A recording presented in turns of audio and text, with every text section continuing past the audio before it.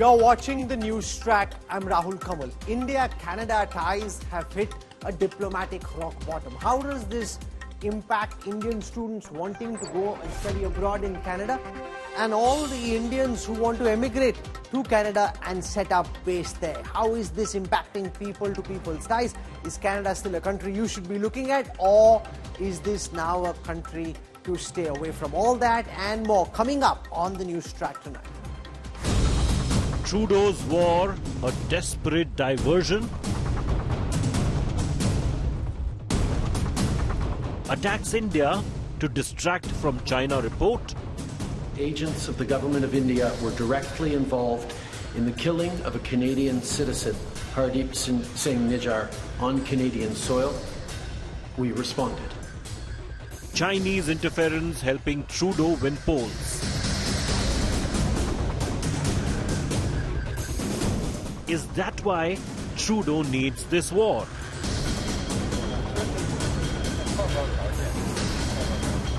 Does China have Trudeau by the neck? Let me take you through the headlines I'm tracking tonight.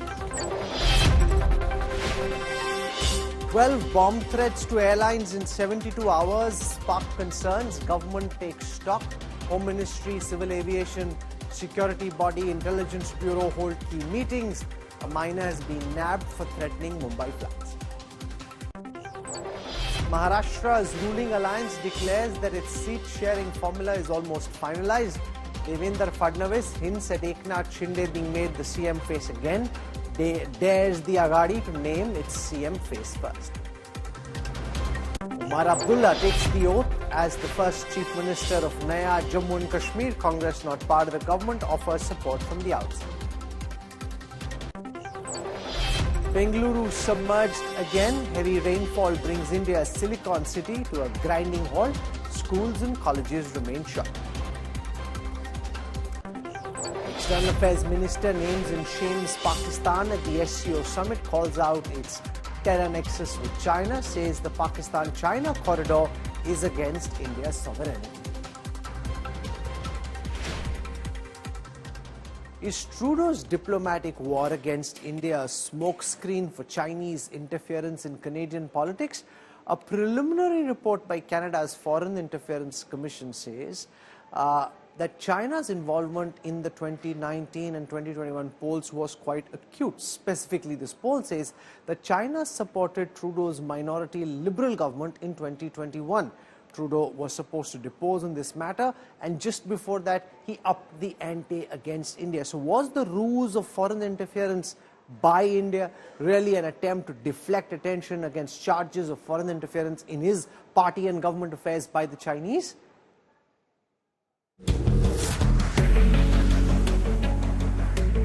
The big question hanging in the air: why has Justin Trudeau triggered a diplomatic war with India? The Canadian Prime Minister's seasonal anti-India attack is aimed at diverting from his particularly bad domestic worries. Most of all, a report that exposes Chinese interference in Canadian elections in which Trudeau suspiciously won. Leading to a widespread view even in Canada, that effort to blame Indian interference is ironically a smokescreen to hide Chinese interference. The Canadian Prime Minister is slated to appear before the Foreign Interference Commission on October 16. In May 2024, a preliminary report prepared by the Commission named China as the main perpetrator of foreign interference against Canada. According to the report, China relies on the Chinese Communist Party and Chinese government bodies, locally based Chinese officials and their proxies to monitor diaspora communities and transnational repression. Additionally, it also says that China engages in Canadian electoral interference by financially supporting preferred candidates. Chinese support was reportedly party agnostic, but 2021 elections saw support by some Chinese officials for a minority Liberal government because they viewed minority governments as being more limited in terms of being able to enact anti-China policies. The report also says that Chinese involvement in Canada's 2019 and 2021 elections exceeded those of other states. But despite reports highlighting China as a bigger threat, Trudeau has tried to position India on par with China in terms of foreign interference. Bureau Report, India Today. If Justin Trudeau thought his diplomatic onslaught on India would boost his sliding popularity in his country, he couldn't be more wrong, because since triggering a full diplomatic war with India, the Canadian PM is being mocked, derided and ridiculed by the Canadian media, think tankers and YouTubers. Trudeau and his former ally, Khalistani sympathizer Jagmeet Singh, are being blamed for worsening ties with India. Take a look. I think it is obvious that the government of India made a fundamental error in thinking that they could engage in supporting criminal activity against Canadians here on Canadian soil, whether it be murders or extortion or other violent acts. It is absolutely unacceptable. Justin Trudeau's tirade against India didn't just get a fierce counter from New Delhi, but even Canadian media and think tanks have been criticizing him for making allegations without providing credible evidence and for spreading misinformation regarding the Khalistani threat. In an article published in the Canadian newspaper The National Post, senior journalist and author John Ivison noted that Canada has allowed Sikh extremism to flourish within its borders. He further alleged that Prime Minister Trudeau has allowed diaspora politics to unduly influence foreign policy and criticized the Royal Canadian Mounted Police for making serious statements against India without providing any proof.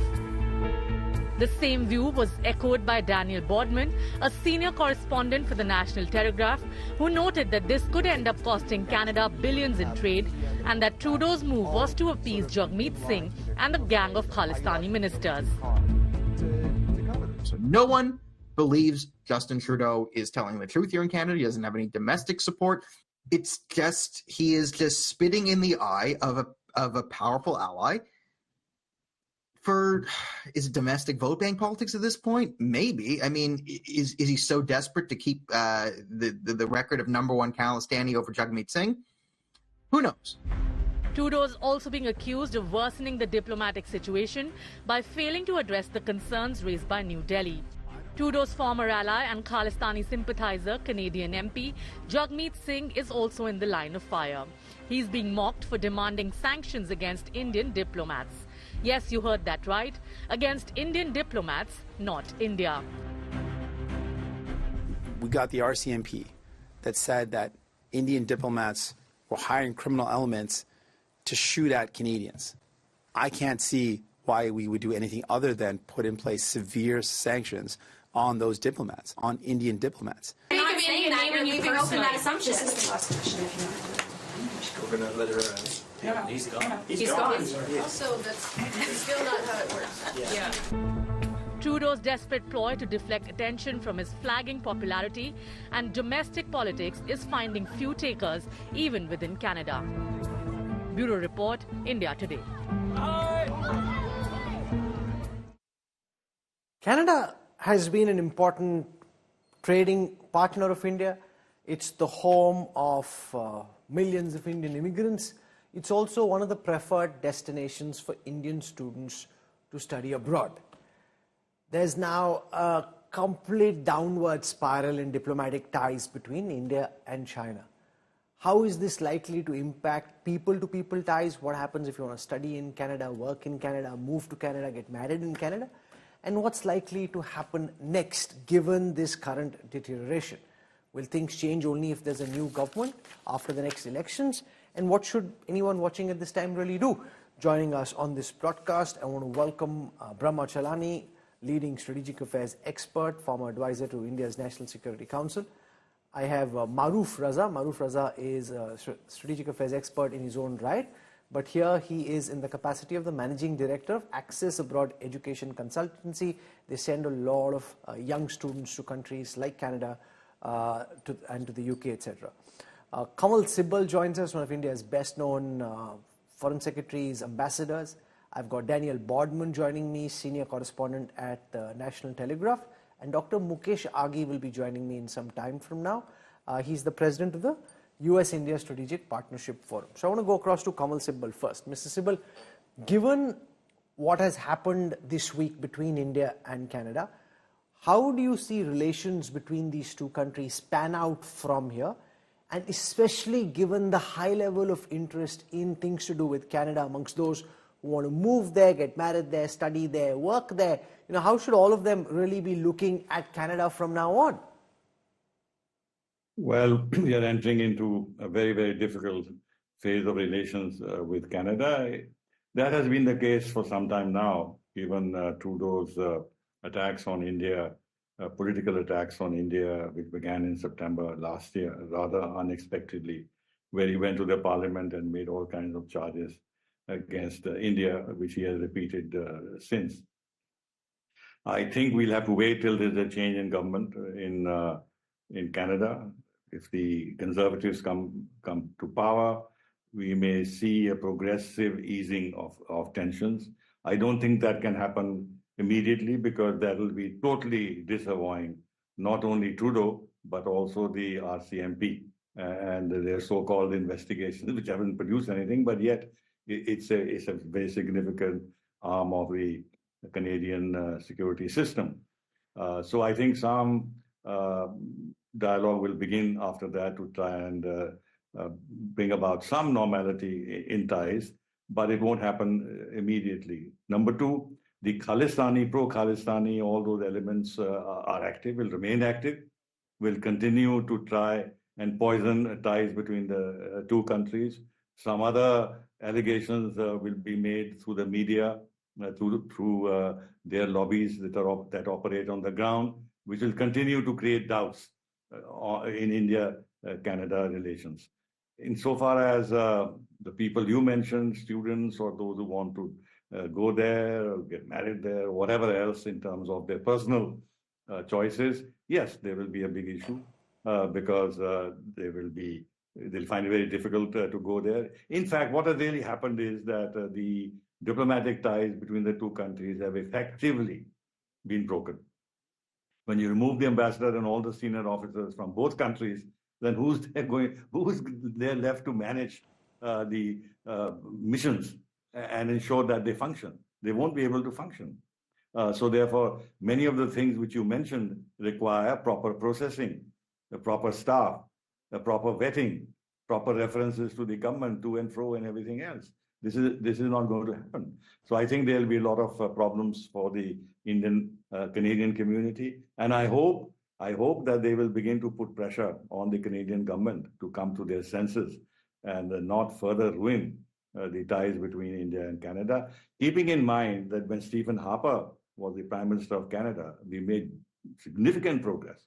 We overcome the differences over the nuclear issue. A nuclear agreement was signed. Canada also agreed to sell uranium to India. We started the FTA negotiations. All that was, but then this fellow, I'm sorry to call him the way I am. I think he suffers from a genetic disorder, which is inherited from his father. He just can't see straight when it comes to India. He's totally blinkered. His mind is totally incapable of addressing the relationship with India in a sane political manner. So I don't know what his psychological problem is. It goes far beyond politics. Okay. Brahmachalani, it's almost as if Canada is the new Pakistan, which is pretty bizarre because Canada so far was seen by millions of Indians as a place to potentially study. Many wanted to go work there, live there. Now, with diplomatic ties being worse than Pakistan, what do you think is likely to happen from here? They're saying we've given evidence to Ajit Doval in Singapore. The Indian government says no evidence has been given. None of us really know what was shared, how credible it is. The government is saying what was shared was non-substantial, meaningless. Where do you see India-Canadian ties going from here? What's your advice to all those who are watching and saying, hey, what do we do with our Canada story now? First, the India-Canada relationship is not worse than the India-Pakistan relationship because we have all these other the people-to-people ties with Canada. Canada enjoys a trade surplus with India. The trade between Canada and India has been booming. So certainly the Canada-India relationship is not worse than the India-Pakistan relationship. As far as evidence is concerned, normally in the past, whenever a country has blamed foreign agents for a killing on its soil, that country has usually presented forensic video or audio evidence. That evidence has been presented publicly to back its allegation. And usually, such a country has avoided blaming the foreign country to which their agents belong so that they can leave room for the possibility that rogue elements were involved. And thirdly, no government in the past, while making an allegation of foreign agents' involvement, has named the prime minister of the country to which these agents belong. Now, in the case of Trudeau, not only has he presented no iota of evidence publicly, despite promising a year ago that he would make that evidence public, but he has cast the entire blame, not on the agents of India, but on the Indian government. And then he has named the Modi government repeatedly. So he has virtually ruptured the relationship with India. He has become the obstacle to the India-Canada relationship. The fact is that not only is he deeply unpopular at home in Canada, he is under pressure from his own Liberal Party to quit, because the Liberal Party believes that if he remains the party leader and the prime minister, the Liberal Party will suffer a major drubbing in the election that will be held next year. So at a critical junction, when his own political future is at stake, he decides that by making these sweeping allegations against India, and he's gone beyond the allegation that he made 13 months ago, he has broadened that allegation. Now he's claiming that India is involved in running a criminal syndicate in Canada, and he has done all this to divert attention from his mounting domestic problems. Sure. The challenge for India is to salvage the relationship with Canada while spotlighting the role that the Trudeau government has played in sheltering and shielding Sikh militants who are openly glorifying terrorism against India. In a way, history is repeating itself.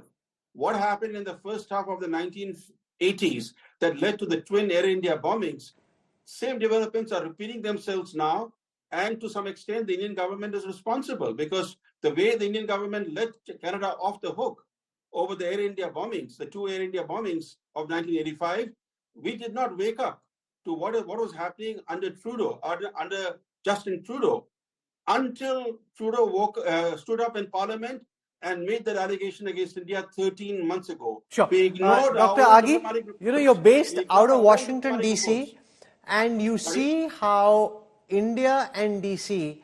are responding to similar charges. There in the case of Pannu, and the charge that Indian diplomats, intelligence officials were keeping a surveillance on him, potentially planning an assassination, versus the charges leveled by Canada on Nijjar. No, explain, because you can see what's happening in Canada, you're seeing at close quarters what's happening with DC, the divergence in the approach. The same country, the same charge, in both cases India involved, one nation acting with maturity. We've even sent a committee to depose in the US to find some facts and put them all together, whereas Canada seems to have completely gone berserk on this. Well, Rahul, from the perspective of US, when you look at the charges in the process, one is charges are coming from the Justice Department, which has a thorough process in taking this forward. These charges are not coming from Biden administration as Trudeau is driving it. So you have to understand this is not a political move on part of Biden administration. They're looking at it, and India is cooperating from that perspective in a mature manner. So I think there's maturity, there's sensibility, there's a sense of trying to find a solution, because the relationship is more important. Whereas in the case of Canada, Trudeau is in trouble politically.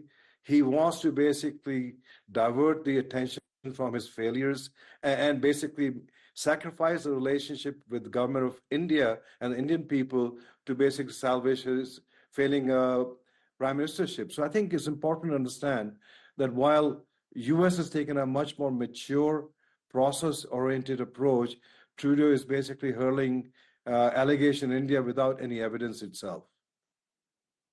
How do you see this move from here? given that, we're handling this with the US very differently from how this is being handled with Canada, how do you see, because, there's a lot of talk of these Five Eyes coming together, countries like the US, Canada, Australia, all of them cooperating together on this issue, trying to put pressure, because we've also seen while the UK and the US have made noises, they haven't been quite as belligerent as Canada has been. I think you have to understand there's an issue of mindset.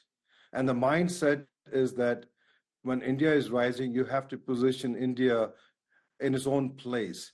And I think the Canadians have to understand that you have a country of 1.4 billion people, an economy which is going to be $5 trillion by 2027. It is a power by itself in the region itself. And I think that's the behavioral acceptance of India's position is driving some of these decisions. And from our perspective, when we see from a US side, when you look at US companies, they see India as a potential de-risking from China. They see India as a potential market for the future itself. You have an economy, when you compare both Canada and India, Canadian economy is slightly over $2 trillion. India by 2027 will be a $5 trillion economy. And the purchasing power is going up. And we can see the Indians are buying more and more US products itself. So I think what we're saying is a shift and in behavior, and that has to be accepted by the Canadians, that India is a rising power, and you have to deal from that perspective itself. It's been 48 hours since India-Canada diplomatic ties broke down.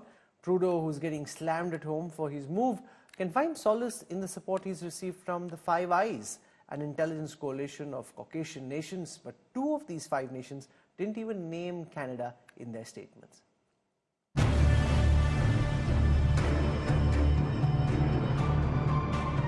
Trudeau's war on India is steadily escalating. 48 hours after India and Canada took relations to an all-time low, there's suspense over where things will go next. While India has aggressively responded to Trudeau and expelled the top leadership of Canada's High Commission, Trudeau will find at least a little solace in the support he's getting from the Five Eyes, an intelligence coalition of Caucasian nations. The strongest support, unsurprisingly, came from the United States. We have made clear that the allegations are extremely serious, and they need to be taken seriously, and we wanted to see the government of India cooperate with Canada in its investigation. Obviously, they have not chosen that path. America's placeholder support may come off as alarming, but it's fully on expected lines, considering that Trudeau is unlikely to have declared such a high-level diplomatic war without a sign-off from Washington. Also, the United States has itself clearly signaled that it sees Khalistani separatist terrorists on its soil as intelligence assets against India. But it isn't just the US that Trudeau needs to burnish his diplomatic war against India. Caught in conflict with an assertive Modi government, the Canadian Prime Minister has been dialing leaders of the other nations under what is seen as the White World's espionage club. New Zealand backed Canada, but with caution, even refusing to name India in its statement. The Australian Prime Minister also issued a statement, but held off on naming India. The United Kingdom also issued a statement, but mentioned India, saying the government of India's cooperation with Canada's legal process is the right next step. 3 of the Five Eyes members are also part of the G7 economic grouping. That's where the sanctions talk comes in too. Though Canada risks billions of dollars in trade if the conflict with India snowballs, there's the Five Eyes that the Trudeau government would like to leverage as the issue takes a turn for the worse. Bureau Report, India Today. Daniel Bodman is with us. He's a senior correspondent at the National Telegraph. Explain to our viewers in India why you think that this could just be Justin Trudeau trying to deflect attention from charges of foreign interference by China in the affairs of the Liberal Party and government, and trying to use India as a ruse to try and make it seem somehow that India and China have been interfering equally in Canadian affairs. Well, yeah, I mean, the last few years, and you can argue the last 10 years of Trudeau rule, 9 at this point, have been just marred by scandal after scandal after scandal after scandal, some of them huge. Now, the Chinese foreign interference scandal was at front and center 13 months ago when this all started. This is when it started to break that the CCP was interfering in our election, putting pressure on the Canadian public, lying, busing in foreign students with no Canadian citizenship to vote, yada, yada, yada, yada, putting their finger on the scale for the Liberals. Okay. We've now had a year, and the Liberal responses to the allegations and the CSIS, and I mean, it's a clown show, to put it. I mean, the foreign minister, the defense minister, the public safety ministers, they're claiming they don't get emails, they don't read emails, they get briefed in public, but they can't remember anything. Why are they saying that? I mean, how can educated people say they can't read emails? Right, so you say it because if you're given an email saying, here's the evidence of Chinese foreign interference, right, you have the email, so if you read it, then you've been briefed of it. But they did a lot of lies. Said they had no idea. They initially came in and lied and said, we were never told about this. No one ever told us. We never got any briefs. And then CSIS actually said, no, here's the evidence that we sent to email briefs. And then the Liberals said, oh, no, we don't know how to open our emails. And then they said, we can resend you the emails. And they said, no, that would be pointless because we don't know how to open it and we don't know how to read them if we did. So that was their excuse. It's essentially, we don't know how to read. And then the Canadian media just shrugged and said, oh, okay, we'll see. We need an investigation to get to the bottom of this. So this is how the investigation has been going. We now know there's 11 MPs in our government that our security agencies have identified as foreign assets. And we can't release the names or we can't kick them out of Parliament because Justin Trudeau thinks it would be a security breach to kick foreign agents out of Parliament. So this is the things that Canadians are being gaslit with. Now you have the foreign interference heating up. I mean, we just had them come out and CSIS testify that the Khalistani movement is propped up by the Pakistani ISI to push divisions in Canada. They're saying that. But again, the media is ignoring that part. So what Trudeau is essentially trying to do here and muddle the waters from this perspective is he's incredibly weak on foreign interference. I mean, this man ran in 2015. They said, what country do you admire the most? Quite an appropriate picture we have now. He said the basic dictatorship of China. He admires China's basic dictatorship. So this man, and then after the second worst terrorist attack in Canadian history, the first is the Kanishka bombing. The second one is the PS-752 shot down by the IRGC, the Islamic Revolutionary Guard Corps of Iran.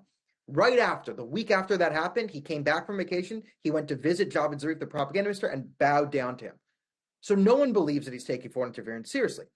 But if he comes out guns a-blazing against India and accuses India of foreign interference and says, Amrit Shah is responsible and Modi is responsible, they're running gangs, and I'm releasing evidence, I'm coming out here, he gets to muddle the water because he's incredibly weak on foreign interference and to the hostile foreign nations.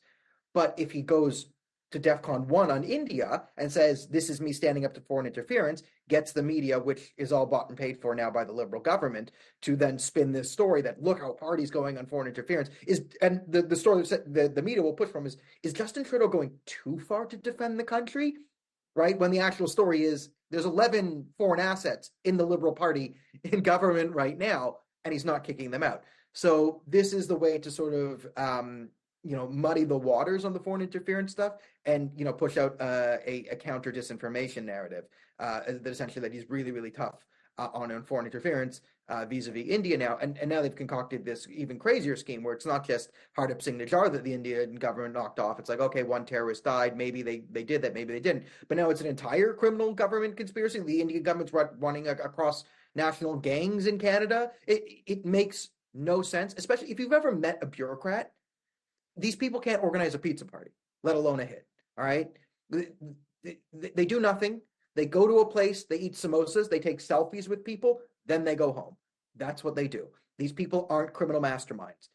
Again, I wouldn't trust the Indian High Commissioner to order a pizza to his own residence. Like, this is above the pay grade for most diplomats of most countries.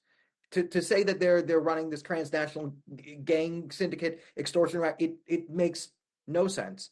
No one believes it. There's no real cultural evidence of this. And in fact, most of the gangs that they're talking about are actually Khalistani gangs. So that's our problem. It's Khalistanis running drugs and crime and guns through whatever trucking and pseudo box industries we have. We have evidence of that.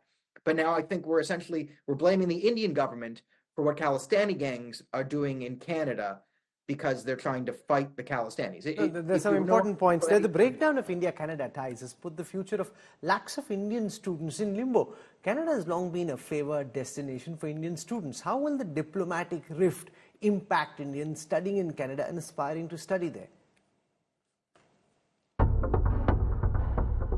Relations between India and Canada hit rock bottom. And amid this, many Indians are left wondering how the diplomatic fallout will affect immigration, work and student visas. The fallout has left Indian students and their families concerned. अब अगर Canada government visa देना बंद कर देगी students को तो वो बहुत ज़्यादा मतलब कंसर्न हो जाएगा जिनकी एप्लीकेशन स्पेशली इन प्रोसेस है जैसे हमारी ट्यूशन फीस ऑलरेडी सब गई हुई है वहाँ पे और काफ़ी सारे मेरे फ्रेंड्स हैं जिन्होंने ऑलरेडी इनटेक अपना कंप्लीट कर चुके हैं they are about to fly तो अगर इनकेस गवर्नमेंट ऐसा करती है वीज़ा पे कुछ भी अगर स्टॉप लगा देती है तो बहुत बड़ा कंसर्न हो जाएगा क्योंकि ऑलरेडी स्टूडेंट्स ने GIC पे की है. With Canada being one of the top destinations for higher education for students, many fear the diplomatic escalation will impact their future plans.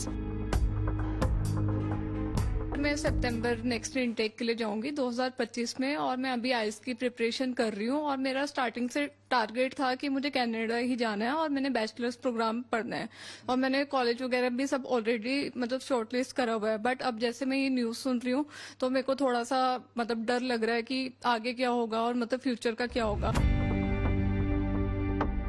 Parents of the students who study at Canada's universities voiced the same concerns.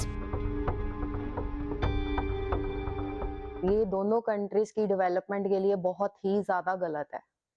कुछ बच्चे जो आगे सोचते हैं अपना उन्होंने career सोचा हुआ है हम वहां जाके सेट होंगे पेरेंट्स का पैसा लगा हुआ है फैमिलीज का पैसा लगा हुआ है तो ये सारी पॉलिटिकल इश्यूज के कारण ये सब कुछ स्पॉइल हो रहा है जो नहीं होना चाहिए. Canada typically welcomes around 5 lakh international students each year, with Indian students making up nearly half of that number. Travel experts confirmed that the situation for Indian students in Canada has become more challenging. पिछले साल से इन्होंने कुछ काफ़ी ना visa students को कम देने शुरू कर दिए रिजेक्शंस ज़्यादा कर दी शुरू.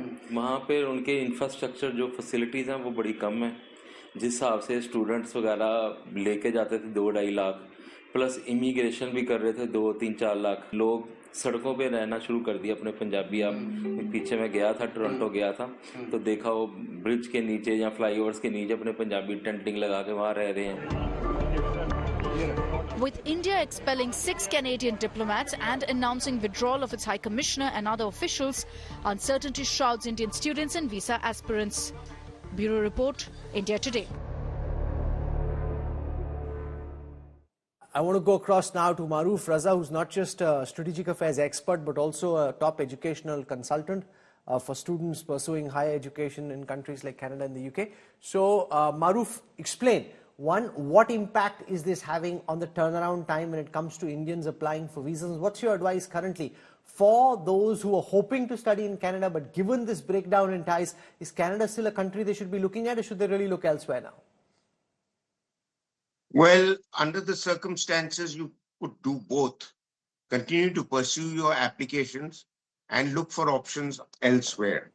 The reason is that you never know because Indian students really calculate their success in terms of every year where they were at an education institution and how much educational information they picked up and how they progressed up the ladder. So if you're suddenly told that your doors are going to get closed, it causes a sense of panic among students. But having said that, the second thing is that the Canadians have a large source of revenue coming in from Indian students in Canada. And you cannot close that door very easily. Canada may be a G7 economy, but Canada cannot continue to take its economic options so arrogantly as they are doing right now. Because remember, there were some 4,27,000 Indian students that went there last year. This year, by reducing the figures, you're cutting it down by 35% this year to the numbers who are expected to get a visa to go there. And next year, add another 10% to that. So over a 3-year period, you'll have almost 45 to 50% of student numbers getting a visa to go there. Now that's grossly unfair because studying in Canada is much cheaper than studying in the UK or the US. Canada costs you about 20 lakhs a year. UK costs you about 30 lakhs a year, and the US almost 50 lakhs a year. So students work on shoestring budgets to go abroad. The second thing is that students are being asked to get a certification and a kind of affidavit from the province that they're going to go and study. So for example, you're going to go to Toronto or Vancouver, where there's large Indian populations. You have to get from the local province a kind of affidavit confirming that you are welcome to study there. But if you're making it so difficult, nobody has the energy to go and get an affidavit for students, and the students themselves are on a roadblock as to what is to be done. Kamal Sibal, And do finally, you see things change if there is a change in government? Because frankly, you know, an education is a 4-year process, right? A higher education, and then if you want to study further, do an MA, then that's even more. Now, students can't decide on the basis of what happens in the next elections, whether the Liberals get voted out, the Conservatives come in, things could change. It's very, very dynamic. I mean, what would be your recommendation for those who are in the process of thinking about going to Canada, Mr. Sibal? Well, firstly, as far as I know, the government of India is not stopping them from going to Canada for education. If there are some difficulties because the missions are not functioning properly and processing will not be easy and this will affect their visas, that is a collateral fallout from the political problems that have got created. So I think the students should take some lessons from what is happening in terms of their future choices and wait for some time till the situation clarifies a little bit, or otherwise look for alternative destinations. In any case, I think Canada also wants to reduce the number of students they want to take every year. And therefore, the previous situation where Canada was much more open is not going to continue even if the Conservatives come back to power, I think. So the students are in a difficult position. It's a human question. It's a human problem. But they have to take difficult decisions, whether they want to wait for a visa to be given or whether they should look for alternative destinations. Maruf, in all the students coming to you for counselling, are you seeing a change in trend, a reluctance to go to Canada, questions about where should they go, and what's your top choice in terms of what the best potential options at the same price point for higher education are? Well, students that come to go for advice to go abroad are going to be clearly affected by the news that is doing the rounds. I mean, you look at the papers today, all the papers, top headlines, half the front page is all devoted to India-Canada relations now being on the downward slide. The second thing is that students that go abroad, their parents play a very important role. And the parents would like to know that if I make an investment in year 1 and 2, they cannot be suddenly returned back to India with all the investment going up in smoke.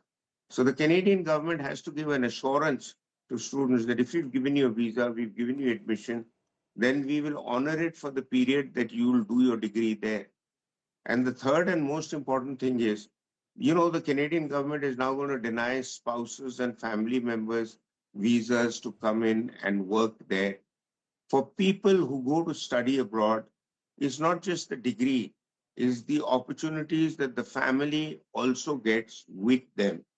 And if you deny the family members those opportunities, you're doing a great disservice to the student community, and you're doing a great disservice to the good, hardworking, tax-paying Indians who are already in Canada. Not everybody is a Nijjar. Not everybody is part of the various Khalistan groups. I mean, I would suggest you should read a book by Tim Milinski.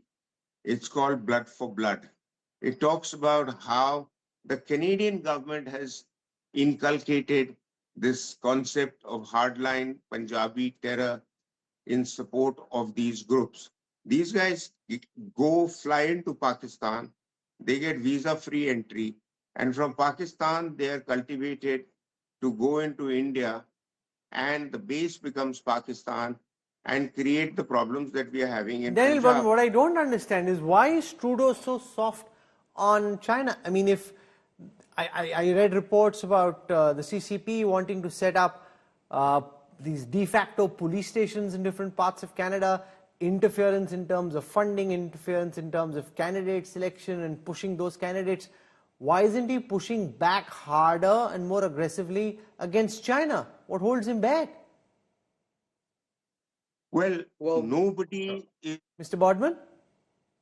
Oh, yes. Yeah, well, this is the question of foreign interference here. Like, the Chinese, the CCP, actually has power in Canada. So one of the reasons why I know Indian foreign interference is a mostly bogus story is in order to infiltrate a country, you need organizations in that country to infiltrate through.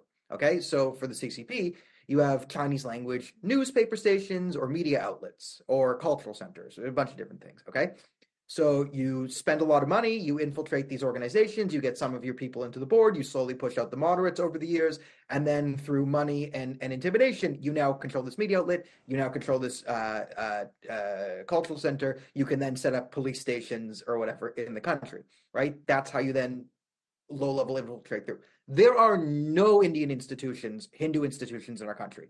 Like, yeah, there's one, there's Kona, it's a few years old, it's a subsidiary of an American thing. It's just, like, again, and all the Indian Hindu organizations, I know all of them, okay? It's like 5 people, okay?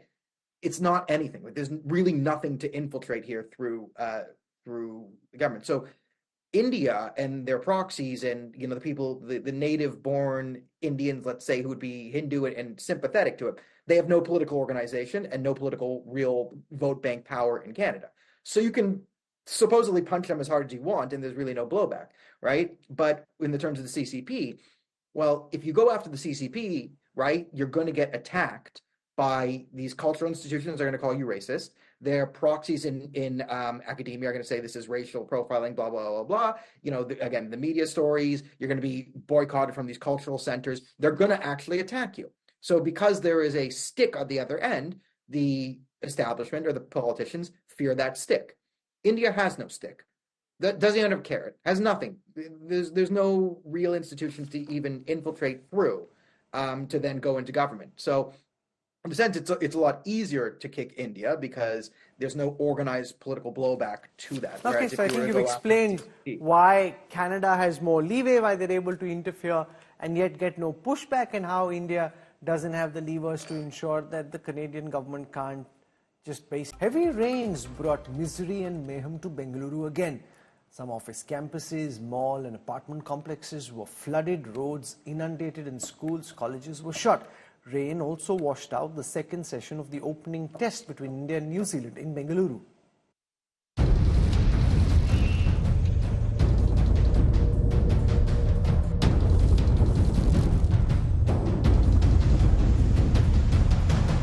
Streets flooded, IT parks waterlogged, commuters stranded, apartment basements flooded. This was Bengaluru on Wednesday. Hours of heavy rainfall crippled life in India's IT city for 2 consecutive days. The Karnataka government announced a holiday for all schools and colleges on Wednesday. The city's civic body, BBMP, along with disaster management officials, used a tractor to move stranded residents from an apartment in Yelahanka. The entire complex was flooded, making it impossible for residents to move out. We are at Kendriya Vihar apartment near Yelahanka. Due to heavy rains from past 2 to 3 days, and the houses are flooded up to knee level. As we speak now, you can see the residents have been rescued through tractors and have been taken to safer places. There is a lake adjacent to this particular apartment, probably a man-made disaster, which allows flooding in this particular area. It is flooding from last month, from 2 weeks past, because the compound wall is broken. Outside the compound wall is a lake. Height of the Kogulu lake is more than the apartment's compound wall. It's been often since it's flooded. It's always the same thing. It's never changing. I don't know what they'll do. Deputy Chief Minister D.K. Shivakumar has cautioned citizens to remain vigilant amidst the heavy rains.